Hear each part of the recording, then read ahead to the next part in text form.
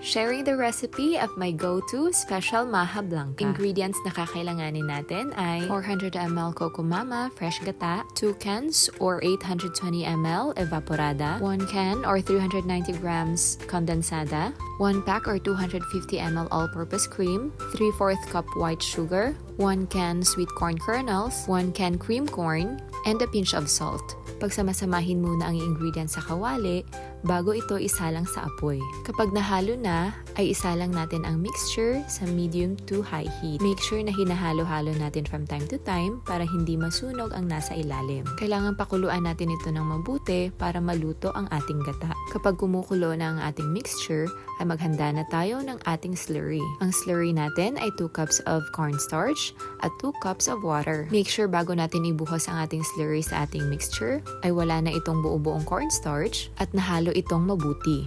Ang slurry po na ating ginawa ay ang binder or ang thickener ng ating maha blanca. Kung gusto nyo ng mas thick ang ating maha blanca, ay pwede nyong bawasan ang tubig or dagdagan ang ating cornstarch. Basta sa akin, ito ang pinaka-perfect na mixture ng maha blanca. Thick enough na nahahawakan natin ito kapag malamig na, pero it still melts in the mouth kapag kinakain na. Kapag nasa ganitong consistency na ang ating maha blanca mixture, ay pwede na itong hanguin at i-transfer natin sa ating mga lalagyan. Pagkahango ng ating maha blanca, ay kailangan na natin itong ilipat sa ating mga lalagyan. Kasi kapag pinatagal pa ito, ay magsiset na ang maha blanca sa ating kawali. Kapag nailipat na sa lalagyan ang maha blanca, ay ipapantay natin ang ibabaw bago natin lalagyan ng ating toppings. Ang toppings na nilagay ko ay cheese.